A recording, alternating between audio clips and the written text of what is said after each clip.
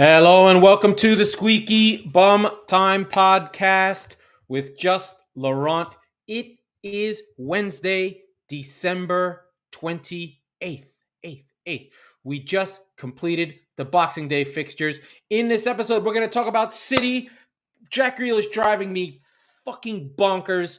All the results going chalks with all the big boys winning. And we will review where we are with the relegation battle after Everton's collapse versus Wolves. But first, it's time to live up to clickbaity titles and talk about the great and powerful Toon Army. I am in love with Newcastle United. I don't think there's any reason why they can't throw their name into the hat and win the Premier League just as much as Arsenal, just as much as Manchester City. Do I think it's going to happen? No. But do they have as good a chance as anyone else? Yes. And here are their credentials. They, along with Arsenal, only have one loss all year. One. Second, they have a bona fide top-level defense. They have given up, are you ready for it? The least goals in the league. Newcastle United are winning with the best defense in the Premier League. Nick Pope, Botman, Burn, Cher, and Trippier are incredible. Trippier, leading the attack, has not been beaten on his side, has not made an error, given up a goal. We have Burn on the far side, a center back who runs like a deer and looks like Peter Crouch. Nothing gets by him. He wins all the headers. Then you have Cher, a ball-playing, goal-getting center back, and then Botman, the quiet giant that every team in football wanted, and he is key to their defense. It's quiet. You watch Newcastle, nothing ever bothers them. Then on the other side, they've got Nick Pope, who's an incredible goalkeeper, the England number 2. It could be argued he should be the England number 1. Then, right in front of them, he's got Guimaraes, Joe Ellington, and Joe Willock, a strong defensive group who don't sit in front of their back four and defend.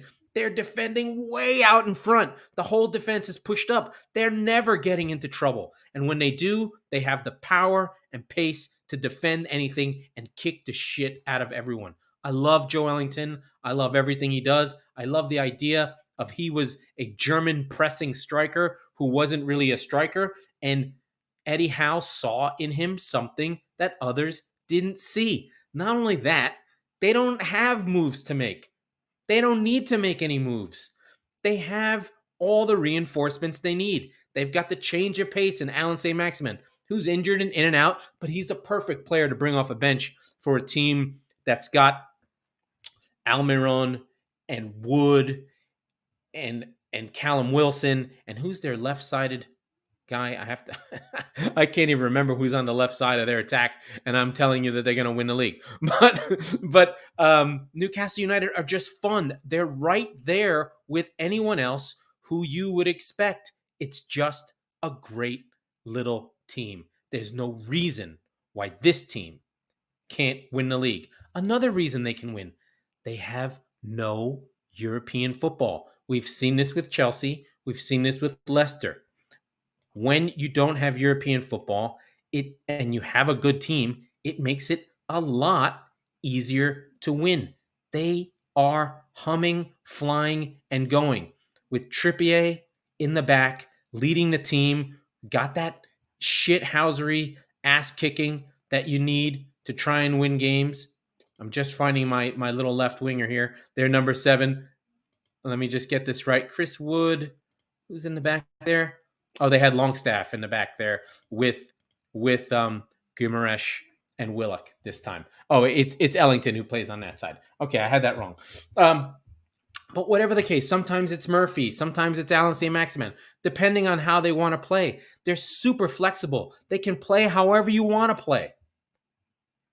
And in Eddie Howe, they have a manager who we saw play a progressive style of football, push his team forward at Bournemouth, get his good wins, keep the team in the league a few years, and then just run into an injury-laden season His buys never really kicked on for him at Bournemouth, and the team got a little bit stale. But having listened to him on the High Performance Podcast, a really good British podcast from the host of ITV, I can't remember his name. It's fine. He's said that he really took his relegation very hard, and he looked inside himself and wanted to find the answers about what happened to me. Why wasn't I able to get my team to perform? Looked into the mental health aspects, looked into how to motivate players, really went back and doubled back and learned all the things he needed to learn and started writing everything down and taking a journal and creating a dossier of things he would do differently when he got his next job. And he didn't take the first job that came along. I'm sure he was up for Leicester job, Everton job, Spurs job, whatever job you could think of. Eddie Howe was on the short list, but he wasn't even around.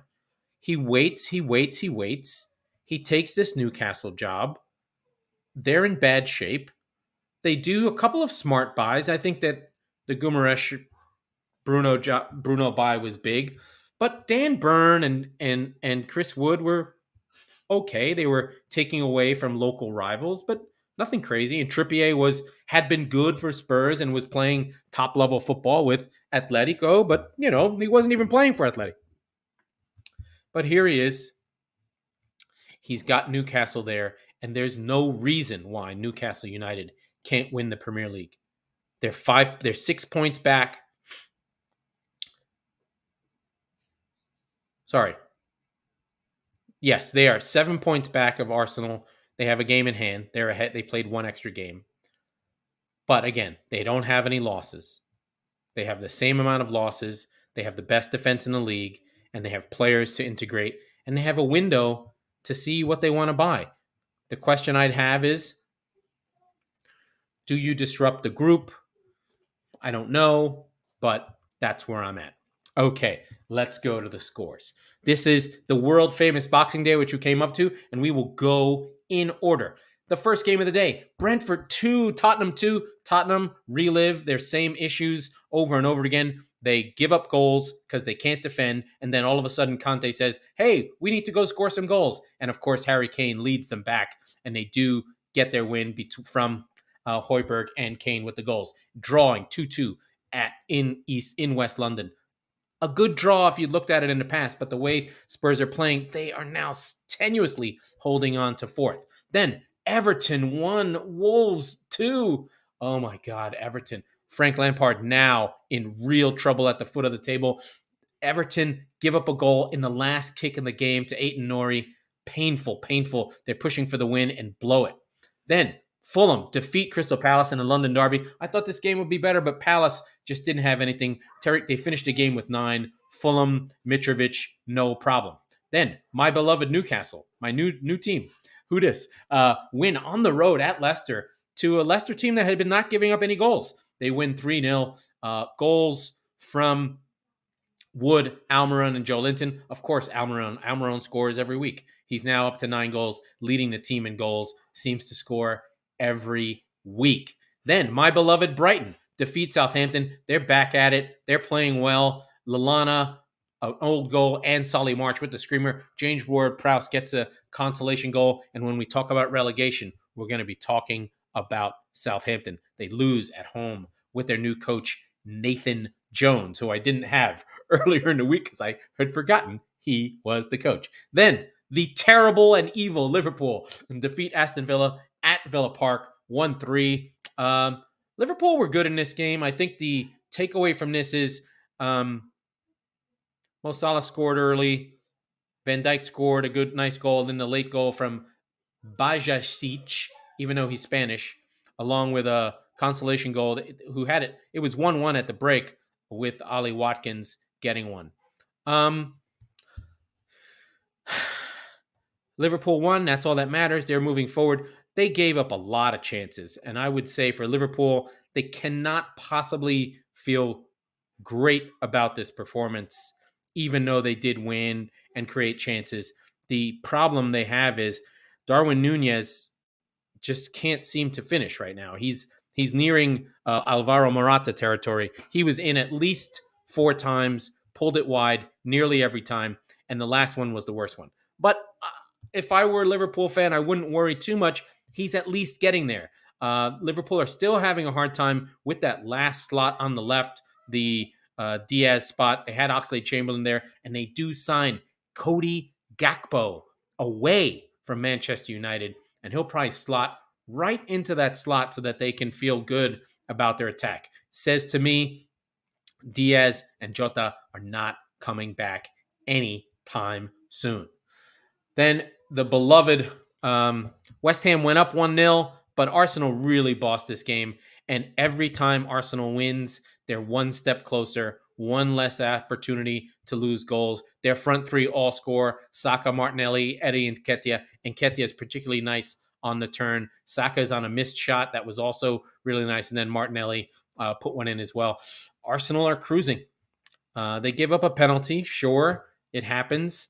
But they are resilient now and don't really have problems with teams like this. Martin Odegaard is just a goddamn legend. He lives in that right space, just creating problems for everybody. Yesterday, Chelsea defeat Bournemouth.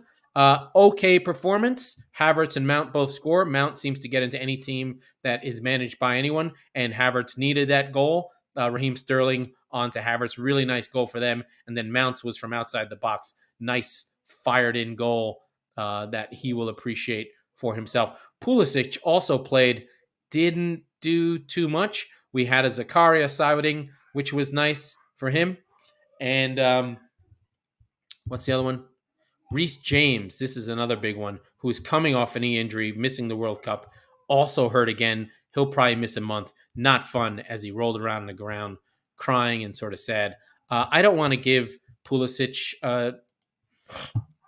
love here. It's just like he's not a Champions League level player. He shouldn't be at Chelsea.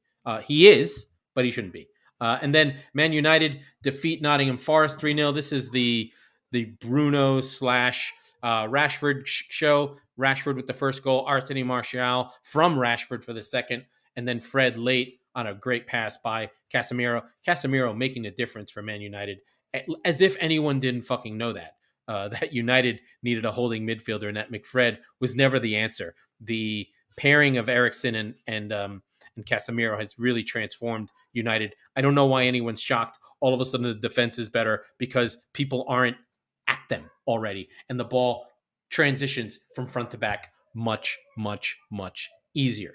And then lastly today, Manchester City go to Ellen Road on the return home for Erling Haaland. He scores 2 goals along with a goal from...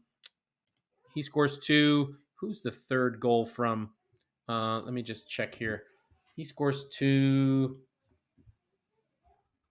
Stroop scores 1 consolation goal. Oh, Haaland scores 2. Oh, Rodri, right at halftime on an amazing break. It was led by Kevin De Bruyne. Is there anything scarier than Kevin De Bruyne on the break? So City cruise. Haaland gets his return home. They're kind to him. Phillips gets to play. There's a little bit of a controversy there. Phillips is fat. Phillips is getting made fun of. Phillips, former Leeds guy, is there and available. Wow, I cruised through my Newcastle thing. I cruised through my scores, and I'm going to move through to the individual games now. Narrative-wise, this was not a narrative-changing week. All the big boys won. They hold serve. So we can pick which teams got their win and moved their story closer to a more interesting place. And I chose Newcastle this week because I just think that when we talk about the Premier League, we have historical precedent for a handful of clubs, right? We talk about the Big Six, Spurs, Arsenal, United, City, Liverpool, Chelsea. That's the narrative. Those are the teams that drive the league. What happens to them becomes a story. Whoever's up, whoever's down. And with this new team, this new sort of gate crasher, we had a moment there where Leicester looked like they would be gate crashers, but the pandemic really put a hurting on their finances and sort of broke their narrative. But now we have the great and powerful Newcastle, who are owned by the Saudis. And while they have spent some money, I don't think that they've gotten the vitriol that City and Chelsea got when they came in. It just they were such a downtrodden club under Mike Ashley that I think there's something positive and nice about seeing St. James's Park in full swing and the team moving in the right direction. But I think right now we've got to look at that top four slot for Newcastle as real.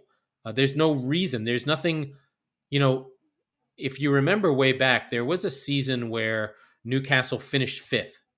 I think it was 2011-12 under Alan Pardew. And, it felt like it might be a new dawn or whatever. But everything underlying that team said that this was fake.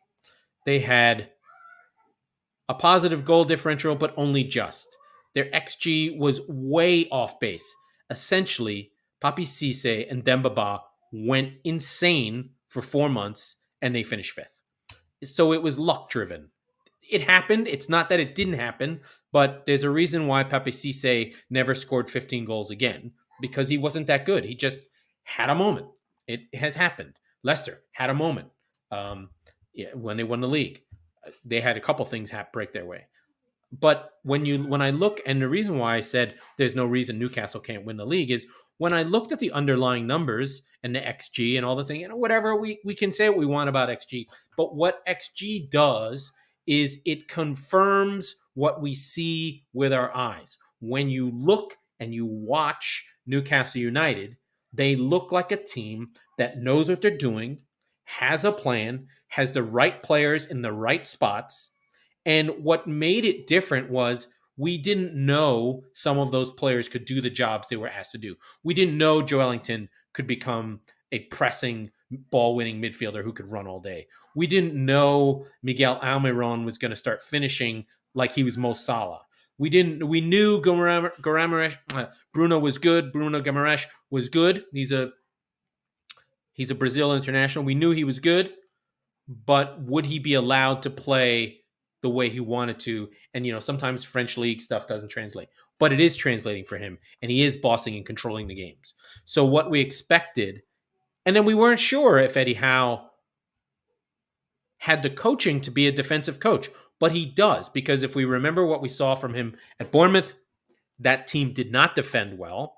They, in fact, gave up tons of goals, but they played similar to what we're seeing now with Newcastle in terms of pressing, in terms of being progressive. They just didn't have talent. They would just get killed going the other way. But this team with Botman, with Byrne, with Trippier, who I think Trippier has been the one who's going to raise his stock. I think Spurs fans would probably like to have Trippier back, but maybe Conte wouldn't let him go past the midway line and definitely wouldn't let him cross anything. But he's a veteran right back who can cross, who defends well, who knows where he needs to be. He's just got that nous of like, I am a top right back, a winning right back in a modern game where I go forward and I can defend from my position. That's all we want, right? That's all we want. And so Newcastle has all those things. That's why I think Newcastle can win. Then we have Arsenal, which are sort of similar in the sense that they're like Newcastle, in that this is all new. We've seen the team build. The Gabriel Jesus buy changed a little bit of the culture. The Thomas Partey not being injured has changed the midfield. The movement of Xhaka forward has changed the team, and then Odegaard for a full season, and the whole thing. And then they were the youngest team in the league. We had been talking about it for the year before. Why I predicted Arsenal would win. I was like, they're 24 years old, and they almost finished in the top four. The whole team is now 25. And so we know that growth, while not always linear, if you have progress, you should get better, and they have. And they have a guy in Odegaard as a leader who has been playing since he was 16. And I think that value of being a pro and being under pressure for that long has helped him. And there are players still to come in. They'll get Jesus back, and then Nketiah has suffered, so they have some personal growth within the team, even though they're young players. Saka's missing that penalty in the Euros and getting blasted. That's got to help him grow. He didn't shriek from it. He's playing better again. I know Mike hates the Saka narrative when juxtaposed against Kane, because Kane can never be racially abused. That's true. He can't. Sorry. But it doesn't diminish the fact that Saka has to deal with that. So cool for Saka. Glad Kane got through his as well. Missed a penalty. Sucked, but you move on.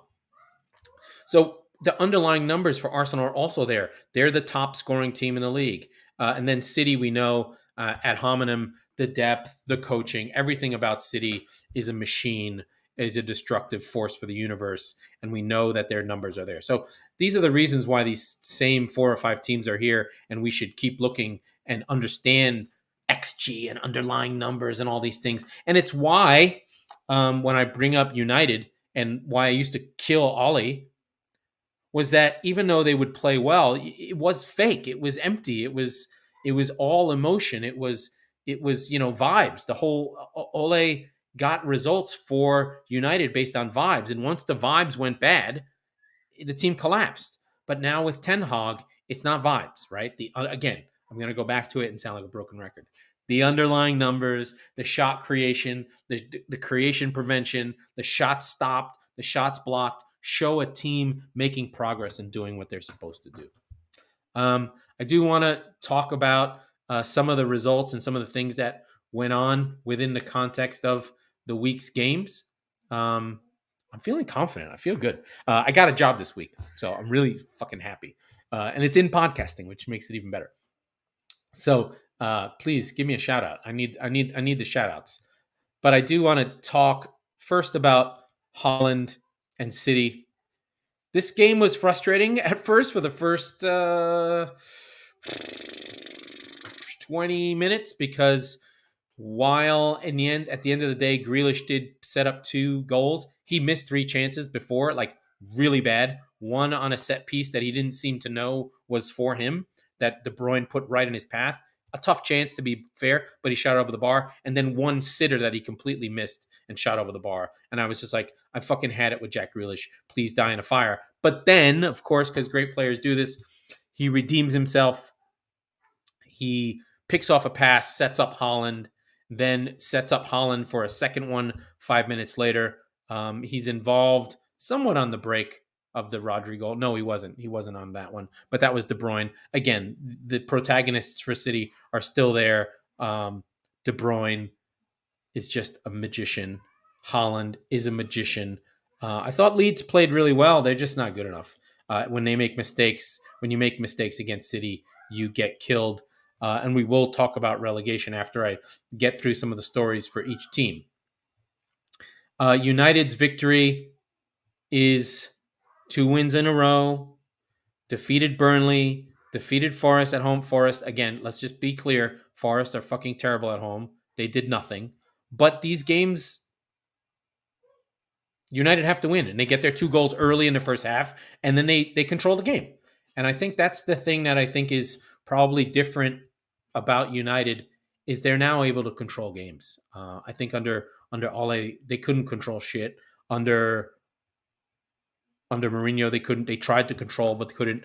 Having Eriksen, Casemiro, and Bruno as that triangle in the middle, that 3 in the middle, they just make it easy for United to control games. They can slow it down. They have, when they talk about, I'm learning this slowly, when you listen to a game and there's a talk about football intelligence, about where to be, it's these ideas of understanding the context of a game and what's needed. Going slow, slow, slow, fast. Going fast, fast, fast, slow. Coming to the ball when a teammate's in trouble. Finding spaces that aren't obvious, but understanding where your teammate needs you to be. And between Bruno, Casemiro, and Eriksen, you have this fluid motion of players who know where to be. And then the other piece that I really like, and something that Ian Wright said about Rashford and why Rashford is liked and loved and understood, is he makes runs. If you ever watch United, he is always starting and stopping, trying to make a run, trying to get into trouble. And what would happen in the past was no one would find him. And now he knows that if he makes a run, Bruno will find him. But I think what Rashford has to learn is when he needs to make those runs. So his football intelligence isn't quite there, but his work rate is there, and he does try and make things happen. The defense worked. Luke Shaw in central defense, no problem.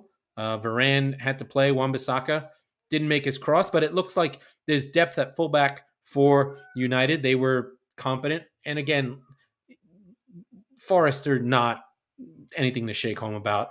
I still feel like they'll not get relegated, but we'll talk about that in a minute. Liverpool, like I said earlier, have to really be patient with Nunez.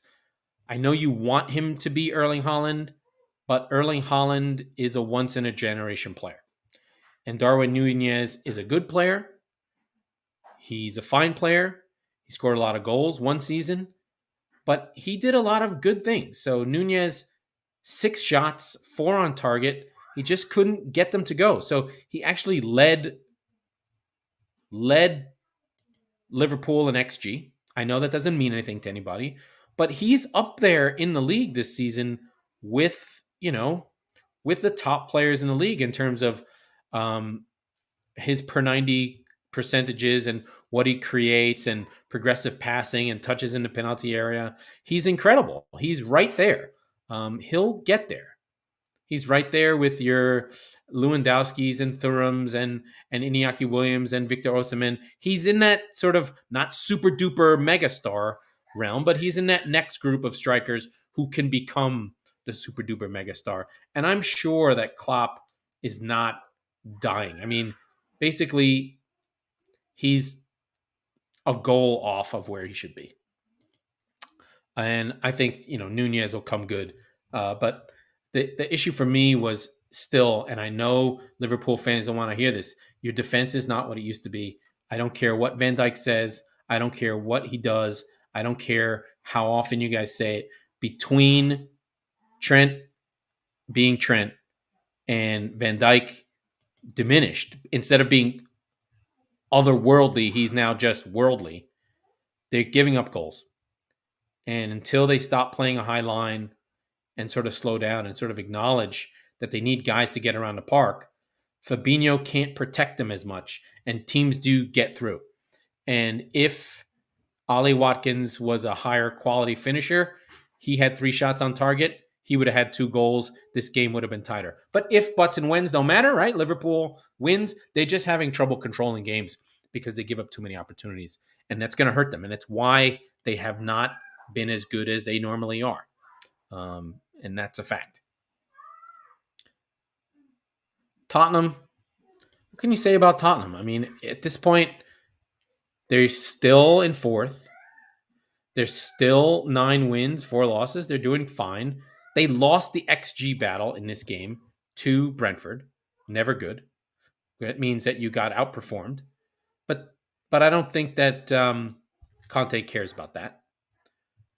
Spurs are the only team of the top 6 or top 7 of the teams in the Premier League who are what you would call a progressive side, a non-attacking side.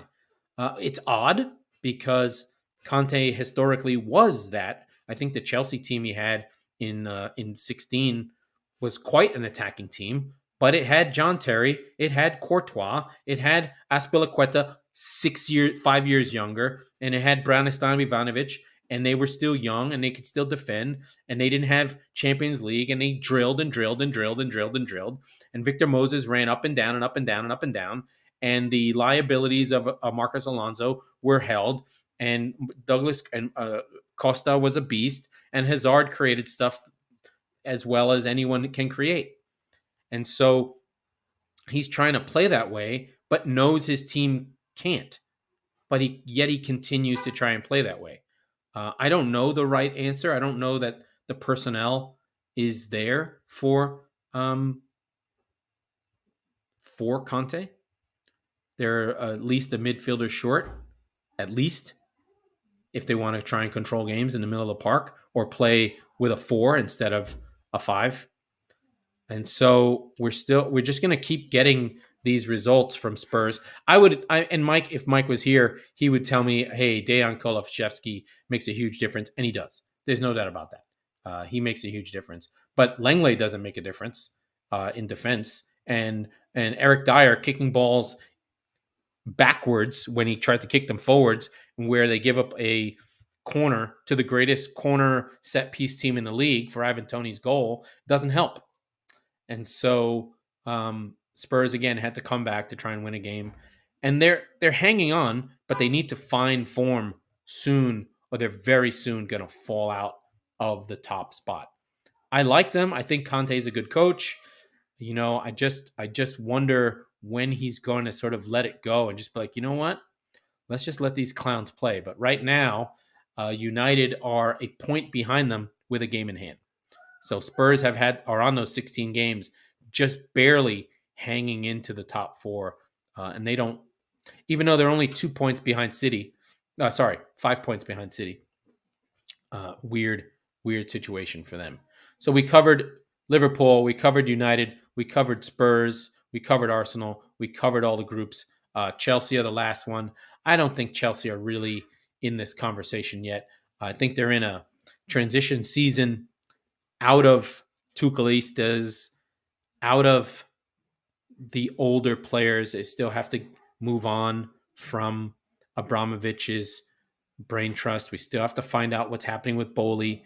They did hire a director of football. They have made a signing from Molde at 15 million, odd signing for Chelsea. Maybe they want to change and try and find value in their buys, but they get a win over after losing 2 in a row in the league. But the losses they had were 1-0 to Arsenal and 1-0 to Newcastle. Those are name brand losses. The one that really hurt them was the losing 4-1 to Brighton, and they got the doors blown off them. So for them, it's scoring. They haven't scored. They've only scored 3 goals in their last 4 or 5 games. It's not good enough. I don't think that Aubameyang was ever the answer. I thought Broja was, and now Broja's out. And so we'll see where Chelsea get to under their current regime. I knew Sterling wouldn't score because he lives off of fucking Kevin De Bruyne. I remember in preseason, Rory Smith, a prominent Chelsea YouTuber, was like, Raheem Sterling is a guaranteed 15 goals. And I'm like, no, he's not.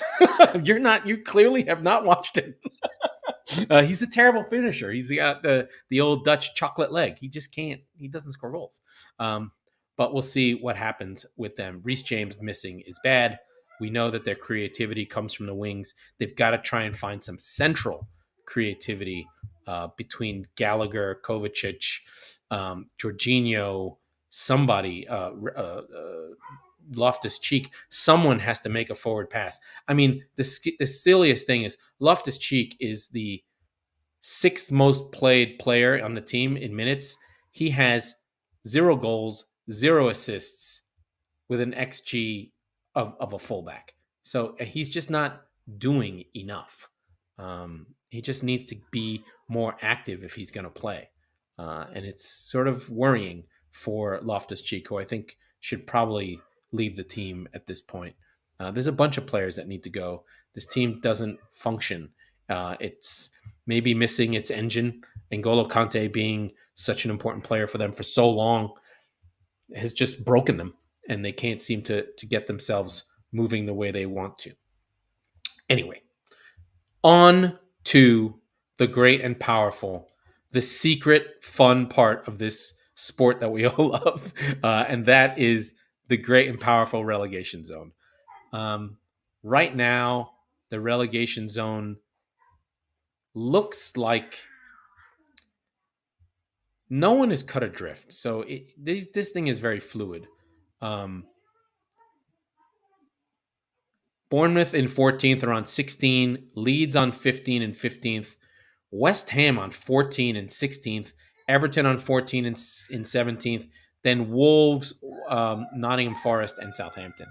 From an XG underlying stats perspective, the bottom three should be Bournemouth, Nottingham Forest, and Everton.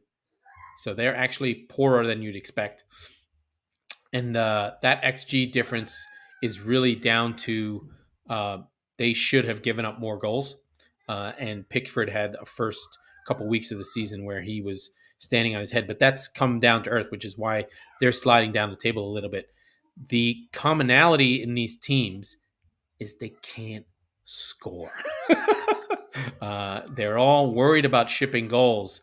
But if you look at Wolves have 10 goals total in 16 games. Nottingham Forest have 11 in 16 games. Forest on 14, Southampton on 14. So they've scored a bit more. They're the least weak in the XG difference. But that comes down to Hasenhüttl fucking making magic, making shit out of Shinola. And then Everton, who are probably the best of these bad teams. Southampton have shipped 10 more goals you'd expect, and that's on their goalkeeper. Bazunu is awful. And we saw that the other day. If they get a real keeper, he's -8 for the season. If there's a team that needs a keeper, it is Southampton. Get anyone in there. Get a fucking warm body. And that will turn that team around because of the teams down there, they can score. Che Adams gets a goal here and there. And it's a weird team. I don't know what the new coach is going to do, but Bazuno's got to go. If I'm Southampton in the window, I'm finding a keeper. That's all I care about. We know about Forest. Forest are still trying to figure things out. I'm going to keep shouting the praises of Cooper until it really slides away. And then we have Wolves with Lopetegui. He's the best manager out of this group. And then Everton probably have the most talent and institutional strength, but they have the worst manager. So they get dinged there. And then West Ham are just too good. I mean, their XG is +2.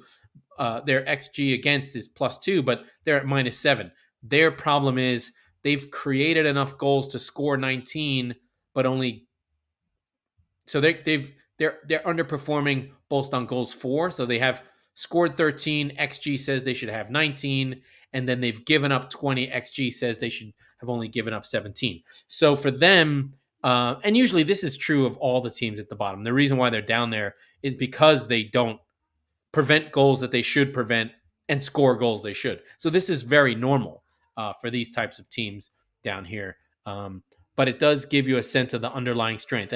And for my